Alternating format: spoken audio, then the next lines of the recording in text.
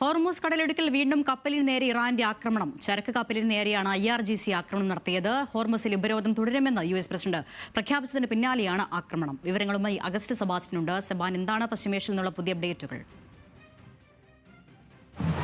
ഇന്ന് രണ്ടാമത്തെ കപ്പലിന് നേരെയാണ് ഇപ്പോൾ ഹോർമൂസ് കടലിടുക്കിൽ ഇറാന്റെ ആക്രമണം ഉണ്ടായിട്ടുള്ളത്. IRGCയുടെ ഗൺബോട്ട് ഈ കപ്പലിന് നേരെ വെടിയുതിർക്കുകയായിരുന്നു. കാർഗോ ഷിപ്പാണ്.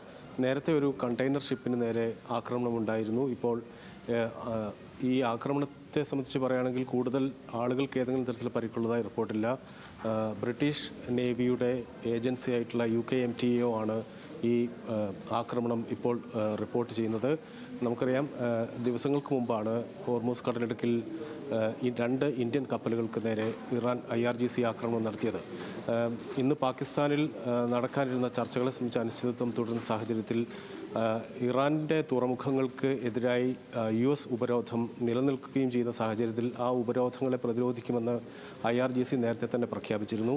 ഏതായാലും ഹോർമൂസ് ഒരു സംഘർഷ മേഖലയായി തന്നെ നിലനിൽക്കുകയാണ്. ഇപ്പോൾ ഇത് 4ാം തവണയാണ് കപ്പലുകൾക്ക് നേരെ ആക്രമണം ഉണ്ടാകുന്നത്. ഏറ്റവും പുതിയ ആക്രമണം ഇറാൻ തുറമുഖത്ത് നിന്ന് പോയ ഒരു കാർഗോ കപ്പലിന് നേരെയാണ് ആക്രമണം ഉണ്ടായിട്ടുള്ളത്. ആദ്യമുണ്ടായ ആക്രമണം ഒരു ഗ്രീക്ക് കപ്പലിന് നേരെയാണെന്നാണ് വിവരം.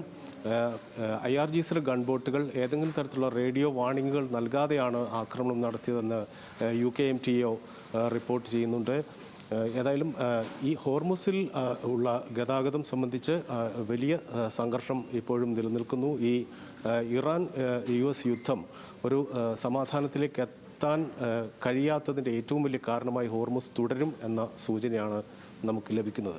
അരുണ്യ, ഹോർമൂസിൽ വീണ്ടും കപ്പലിന് നേരെ IRGCയുടെ ആക്രമണം ഉണ്ടായിരിക്കുകയാണ്. അഗസ്റ്റ് സെബാസ്റ്റ്യനാണ് വിവരങ്ങൾ നൽകിയത്.